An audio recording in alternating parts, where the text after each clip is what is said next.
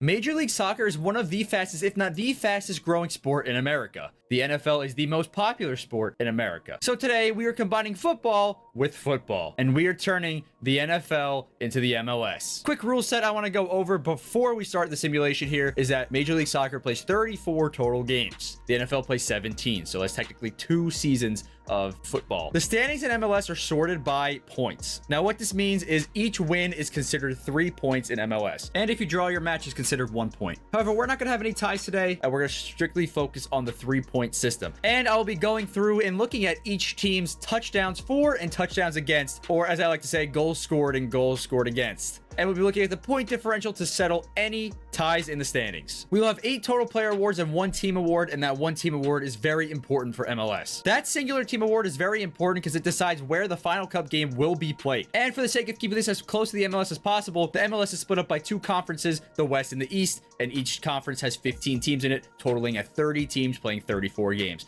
However, the NFL has 32 teams, 16 teams per conference. We're just going to set it like that, and we're going to have 16 teams per conference, only at 32 teams, just like the regular NFL simulation, and we're just going to simulate through 2 seasons here and show you guys everything. So without further ado, let's simulate to midseason. All right, so at midseason, the Ravens are the best team in the whole entire NFL. The Broncos are second here. They're both 14-3, but the Ravens have the better point differential. The Ravens have 28 points, and the Broncos have 24 points. So that's exactly what I was saying earlier when I was describing everything. As you can see, you look down the whole entire list, and you will see everybody is split up by their record first, then the point differential. So whatever team has the same record as another team, the point differential comes into effect. As you can see by the Bills and the Bengals, for example, or the Chiefs and the Steelers, for example, or even on the NFC side of things, the Cowboys, Falcons, and Packers, the Cowboys are first out of the 11 and 6 teams. They're third in the whole entire NFC, and the Packers fell to third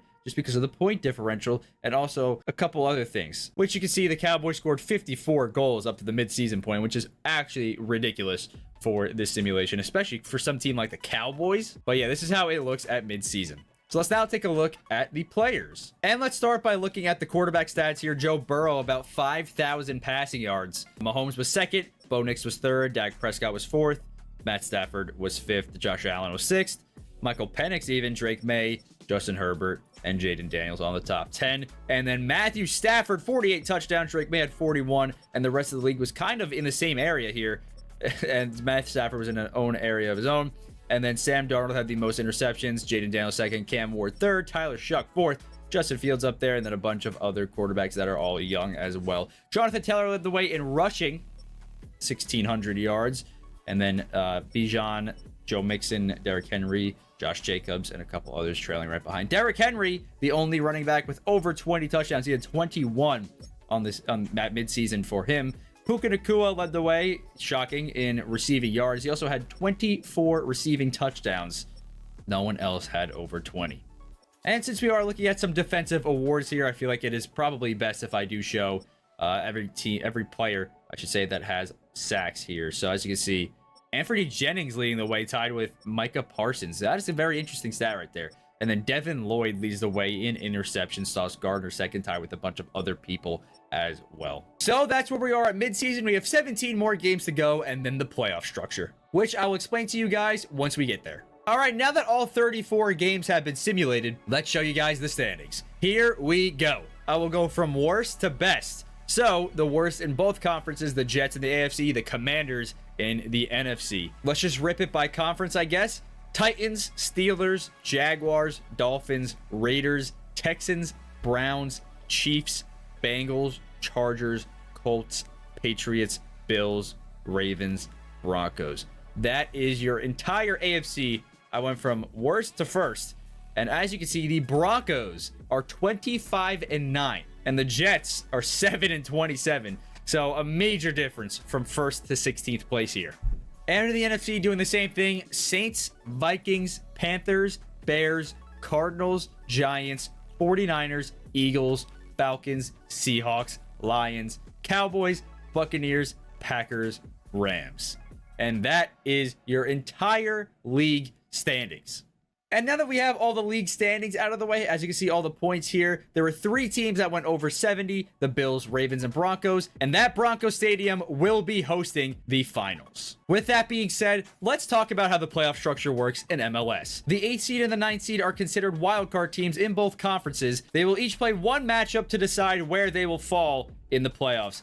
Whichever team loses gets knocked out of the playoffs. Whichever team wins is in the playoffs and moves on to round 1. Round 1 of the playoffs is a special one, I think, in my opinion at least, for how the MLS is set up. The first seed in each conference has a bye. They do not have to play anybody in round 1. Round 1 is a best of 3 series.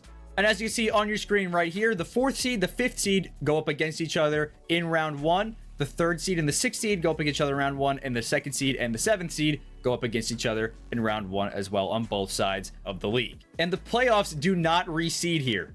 What that means is the 7th seed would not go on to play the 1 seed if they do beat the 2 seed in round 1. They would just go on to play the winner of the 3 or the 6 seed. And then after round 1, every single game is 1 game only. Single elimination games from this point on after round 1. But before we even get to round 1, the best of 3 series, we have to play the wildcard games. Let's take a look back at the standings now, and as you can see, the Chiefs and Browns are wildcard teams in the AFC, and the Eagles and 49ers are the wildcard teams in the NFC. Now that is kind of crazy that the Browns are in the playoffs, but Shedeur Sanders and the Browns have made the playoffs. And I know it is absolutely wild the 15 and 19 team is hosting a playoff game right now, but that's just how it is. The NFC was more evenly split. Well, I mean, I guess up until the Commanders, obviously, but the NFC was just more evenly split. The AFC was just very top heavy. And right before the playoffs, here are your stats for the quarterbacks. Matthew Stafford, about 5,000 yards. Joe Burrow, 4,500 yards. Matt Stafford also had 39 touchdowns and 5 picks. Josh Allen had 40 touchdowns and only 2 picks on 4,400 yards. Rushing wise, Jonathan Taylor the way yet again. 1,700 yards, the only running back over there. And then Omarion Hampton led the way in touchdowns at 17. Receiving wise, Puka Nacua, 1,900 yards, 21 touchdowns, led the way yet again for the receivers. And then defensively, oops, I sorted by tackle for loss there. 28.5 sacks for Max Crosby. A 17-game NFL record. That would be a 16-game, a 14-game, whatever. That is an NFL record no matter what, and that's your leaders' interceptions there. That is ridiculous. I don't think I've ever seen it go that high before in a 17-game season, have I? So let's get started with the wild card now. The higher seed hosts a wild card game here, so the Chiefs and the Eagles will be both hosting wild card games. And I cannot believe I'm saying this right now, but Shedeur Sanders and the Browns, 4th down and goal from the 2, handoff is up the middle and good! Quinshon Judkins is in for the touchdown. It is a 2-point game here in Kansas City, Missouri. And the 2-point conversion attempt is underway now. If they get this, they tie the game. Shedeur Sanders drops back to throw it. Scanning the field, has a man, but he's going to get hit as he throws it. Throws it into the back of his lineman's head. And the Browns need a stop. They can only win by a field goal or a touchdown now. The Chiefs can end the game with a 1st down. That being said, we are now here on 3rd down and 11 to decide the game. If the Chiefs get a 1st down, the game's over. If the Browns stop, they still have a chance to get a field goal to win. He's going to do a screen out to Pacheco. Great blocking. Pacheco has the 1st down and a lot more. Pacheco's down to the 30, 20, down to the 15, 10, 5. Touchdown for the Chiefs. They put the Browns away, and the Chiefs are moving on. And unfortunately for the Eagles, absolutely blown out 42-10 victory for the San Francisco 49ers. And now the 49ers are moving on to the playoffs as well. So round 1 is officially set, and this is your official graphic here, your official bracket for the video. So here in game 1, the Colts win 24-0, shutting out the Patriots. And here in game 2, a blowout, Patriots win 35-21. We're going to a game 3 already. And here in Gillette Stadium, 17-10 victory. Patriots just hogged the ball at the end of the game there, so I couldn't really show anything. But that is it. The Colts are eliminated out of round 1, and the Patriots move on to round 2, which means the Patriots move on to play the Broncos since it is a fixed bracket, and they do not reseed here in the MLS playoffs. So we're going to switch it up for the playoffs this time. Usually I just do one conference at a time. However, today we're going to flip-flop between them, and we will see the NFC now, the Cowboys versus the Lions. Lions with a commanding victory, 38-26 here in game 1. We move on to game 2. 3rd down and 10 for the Cowboys. They are in field goal range, but they probably want a touchdown here as there's so much time left on the clock. Dak drops back, throwing to the end zone for the touchdown. Kevontae Turpin is wide open for the score, and the Cowboys have the lead. If they go for 2, it is a 7-point game, so you'd imagine they would do that here to make it a 7-point game. Otherwise, the Lions can just go down, score a PAT, and a touchdown, and that's the game over. And they will settle for a 2-point conversion attempt here. Empty set formation. Dak with his, yeah, here we go. Takes a snap, scanning the field. And he's going to force it in to George Pickens, who had a little bit of leverage there. And the 2-point conversion attempt is good. And the Lions have about, I think it was a minute 12 left to go down and score a touchdown to tie. Minute 16. Good return, set him to the 41, and then a big play for 4 yards. Jared Goff with the snap. Has a man, Jameson Williams. Jameson Williams fumbles on the ball. Oh my God. And it's recovered by Amon-Ra St. Brown. If that was recovered by the Cowboys, the Lions would have just lost this game. But Amon-Ra St. Brown just saved the day. Now, honestly, if the Lions lose this one, it's not too much of a big deal. They will go back to Dallas, try to close out the series. But if they win this, the series is over. Cowboys lose. Goff takes a snap, throwing. Got a man open. It's Amon-Ra St. Brown, and St. Brown is in for the score. And knowing Dan Campbell, you can't rule out a 2-point conversion attempt here. That would put the Cowboys' hopes and dreams of going to the MLS Finals here away. What will Dan Campbell dial up? Is it a PAT to bring it to OT, or a 2-point conversion to end the Cowboys? And they're going to settle for a field goal. They're going to ice him. Brian Schottenheimer wants to ice the Lions as they lined up for a field goal to tie the game. They are going to go for 2. Dan Campbell, the biggest balls in the league. Empty set, by the way. There's no running back in the backfield with Jared Goff, who takes the snap, and he's going to throw it. He's got a man open again. It's Amon-Ra St. Brown who gets in. Goff and the team celebrating as they know 13 seconds remaining likely means the Cowboys season is over, and the Detroit Lions are moving on in the playoffs, where the Lions will be playing the Los Angeles Rams. So Jared Goff plays his former team. Matthew Stafford plays his former team. One of these teams will be eliminated in a single game elimination in the next round. But before we look at the conference semifinals, we still have the best of 3 series between all of the remaining teams. 4 series left here, 2 on each side. And we're going to take a look at the Bills and Bengals. 4th down and 7 here in game 1. Bengals up by 3. Lamar Jackson needs 7 yards, and he's going to air one all the way down the field. Bold decision with so much time remaining. D-Hop cannot make the catch. Good play by the Bengals defense, and the Bengals win game 1. And here in game 2, the Ravens just BTA, man, belt to ass, win 24-10. We move on to game 3.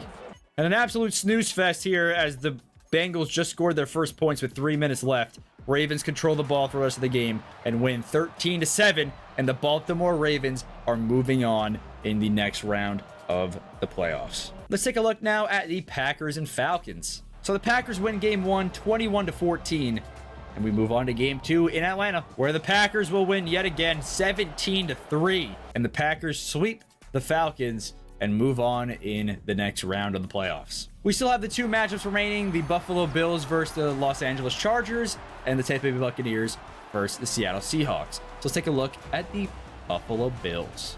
Here in game 1, the Bills win 27-17. And here in game 2, Chargers trailing by 5, 4th down and 1. Herbert. Oh my God.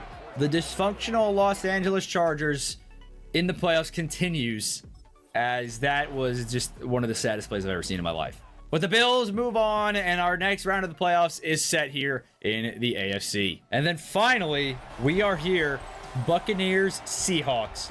And here we are, 2nd down and goal from the 1. It's going to be a throw to Ibuka, who dives forward and gets in for the touchdown. And the Buccaneers have a 1-point lead with a minute 24 left on the clock. Smart decision here to go for 2, as it makes it a 3-point game if they get it. Baker takes a snap, surveys. Chris Godwin cannot hang on to the pass. It is broken up, and that is a failed 2-point conversion attempt for the Buccaneers. And the Seahawks, 4th down and 18, deciding the game. They have all 3 timeouts, down by 1 point. Will they use a timeout here? I think that it would probably be smart to, because this is your whole entire game on the line here, not season yet.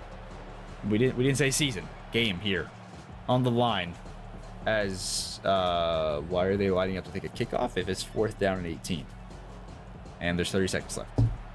And there's 27 seconds left. And there's now 23 seconds left. And are they going to use a timeout? What the hell is going on? 20 seconds. 18. 17. 16. Seattle, use a timeout, please. 9 seconds left. They finally call a timeout. They had 40 seconds left when I hopped in to see that there. One play, really. 2 plays is all it takes now. 4th down and 18. You need to stretch the field. You need pretty much 2 Hail Mary attempts, and you only have 1 because it's 4th down and 18. Brain dead play. They could have dialed up a nice play to get 20 yards, call a timeout, and they have time for like 4 plays. Now they have time for 1 play and 1 play only. 9 seconds remaining. It's 4th down and 18. If they don't get it, the game's over. So, complete clock mismanagement there from Mike McDonald, who just won the Super Bowl with the Seattle Seahawks team. It's going to be a snap to Sam Darnold, throwing it to the Emerald City route artist, who cannot bring it in. And JSN drops the final pass, and the game is over. What an actual brain-dead decision by the Seattle Seahawks there. What were they thinking, man? And here in game 2, in their own home turf, Sam Darnold takes a snap. 53 seconds left. Darnold's going to just throw that one down the field. That should probably be intentional grounding, I think, right? There's no receiver in the area of that, but they're not going to call it there. 2nd down and 10. 3rd down and 7. Darnold takes a snap. Scanning the field. Looking, trying to step up, and he's going to just fumble it in a weird way. Throw it to the ground. They're going to say it's incomplete. 4th down and 7 for the game yet again. Here we go. 4th down and 7 for the game. Sam Darnold takes a snap. Throwing it, and it's Booper Bump. No, it's not Booper Bump. It's A.J. Barner making the catch on the sideline. And Barner gets him down to the 42-yard line. 1st down and 10 here. 1st down and 10. Throw out to Kenneth Walker, and Walker's going to get tackled inbounds, losing 1 yard. And the Seahawks got to hurry up. You got to hurry up. You got to hurry up. You got to hurry up. Why are you not hurrying up in this situation? You have to hurry up in this situation. If you don't hurry up, you lose the game. 2nd down and 11. 17, 16, 15, 14, 13, 12. Snap the ball. 12 seconds left when he snaps the ball. Darnold throwing deep down the field. It's going to be an incompletion. Oh my God. 8 seconds to go. 3rd down and 11. Again, brain dead clock managing here. 3rd down and 11 from the 8. Sam Darnold takes a snap.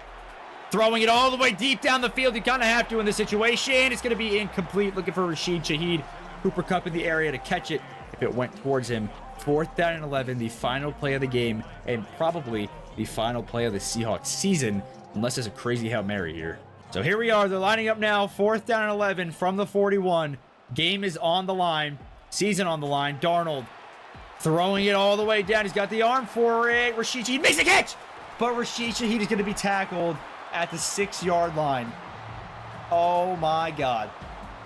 And the Seahawks are eliminated from the playoffs here. And the Tampa Bay Buccaneers are moving on to the conference semifinals. So here we are. The conference semifinals are here. Patriots versus Broncos. Bills versus Ravens. Lions versus Rams. Packers versus the Buccaneers. Now, the team with the higher seeding is going to host the playoff games here. That's just how the MLS does it, and it makes the most sense. With that being said, the Broncos are going to host the Patriots. Now, remember, this is single game elimination, so the Broncos have just been eliminated from the playoffs. The 1 seed in the AFC and the 1 seed in the whole entire NFL have just been eliminated, meaning the Broncos cannot get home field advantage for the MLS final. And whichever team makes it there will be playing in Highmark Stadium. And the Patriots move on to the conference finals. And we're going to stick with the AFC this time, as we're going to focus on the matchup of the Bills and the Ravens. Ravens get the home field advantage to say they're the higher seed, and they proved that they were the higher seed. They won very convincingly 30-3, and they move on to play the Patriots in the conference finals. Take a look over at the NFC now, as we will see which teams are matching up in the conference finals and who was 1 round away from the MLS finals. And Jared Goff gets the best of Matthew Stafford. The Lions eliminate the Rams 41-24. And that is kind of just a sad thing to see. Both 1 seeds in the AFC and the NFC have both been eliminated, and the Lions will play the winner of the Buccaneers and Packers. 34-34. The Packers just iced the kicker here for the Buccaneers, McLaughlin, and it is a 60-yard field goal attempt. The kick is away, slow motion, down the field. That looks good. They're going to say it's no good. Wide left. Oh my God. It looked like the leg might have been there. The accuracy just wasn't. They could have just won on a 60-yard field goal, but instead it is bringing it to overtime. Packers, Buccaneers. And the Packers are marching down the field here. 2nd down and 4 from their own 47. About midfield here for them. It's going to be a handoff to Josh Jacobs, who fumbles the ball. Levante David forces it and recovers it. And the Buccaneers just need a field goal now to win the game and advance to play the Lions in the conference finals. They said they're not settling for a field goal here. 3rd down and goal. Vita Vea is in the lineup. It's going to be a handoff to Bucky Irving, who jukes forward, and he fights in for the score. Vita Vea was in there for the extra blocking help at fullback, and that is it. He is in. The Packers have been eliminated, and the Buccaneers are moving on after winning 40-34 in overtime, and they will play the Detroit Lions in the conference finals. Here we are with the Ravens and Patriots here in the 4th quarter. The Ravens are destroying them 31-21, 34-21, and that is your final score. The Ravens will win 34-21 and have itched their ticket right into the MLS Cup, the MLS Final, whatever the hell you call it. I don't even know. And with their season on the line, the Buccaneers, 4th down and 11, no timeouts, 26 seconds left from their own 29. Here we go, Baker Mayfield. Dropping a deep pass down the field to Mike Evans, 1-on-1, who cannot hang on. Broken up, and the Lions versus the Ravens here at the finals. This is it, ladies and gentlemen, for all the marbles here. Lions versus the Ravens, and it's going to be at Empower Field, as I stated earlier, since the Broncos had the best regular season record. And here we are on the neutral site. Ravens versus Lions. Ravens have home field advantage because they were the higher seeding. They have the better record. We're just going to sim quarter by quarter, and we will see which team takes it home. Ravens up 7-0 after 1 quarter. At the start of the 2nd quarter here, we will see what happens. Now 14-0 Ravens. 21-0 Ravens before halftime. The Lions are down by 3 scores. They need to do something here in the 2nd half, or the Ravens are just going to blow them out. Another turnover for the Lions. We're just going to go play-by-play. The Lions might be put out of their misery here if they can't score. Oh my goodness. The Ravens are going to win 24-0 in the final game of this whole entire simulation. Oh my goodness. Jared Goff cannot believe it. Dan Campbell can't believe it. How the hell did you put on that disgraceful performance and not even score a single point in the final game of the season? That is terrible. But Lamar Jackson and the Ravens have done it. They are champions of the MLS, the NFL, whatever the hell you want to call this. And with that being said, we'll go over our awards. The MVP is going to none other than Matthew Stafford, who also gets the Golden Boot for scoring the most touchdowns throughout the simulation. Your Coach of the Year award is going to go to Peter Gaffney, Sean Payton, for the Broncos, as they had the best regular season record. And your Defender of the Year is going to go to Max Crosby, coming in at 43 sacks on this season. Your Goalkeeper of the Year is going to be Jonathan Taylor. Why did I make the Goalkeeper of the Year a running back? I don't know, but he is your Goalkeeper of the Year. Newcomer of the Year is going to go to Shedeur Sanders. Yeah, his stats might not have been great, but guess what? He brought that damn team, the Cleveland Browns, into the playoffs. So yes, it was a wild card, but still, they were in the playoffs, and they put up a damn good fight against Patrick Mahomes and the Kansas City Chiefs. Your Young Player of the Year award is going to go to none other than Puka Nacua. The 24-year-old is just tearing it up in the league for whatever reason, in real life and in the game. Comeback Player of the Year is going to go to Daniel Jones. He led the Colts to the 5 seed in the AFC. Yes, they did not win, but still, he is Comeback Player of the Year. And that is it for this video. Hope you guys did enjoy, and I'll see you all in the next one. Peace out.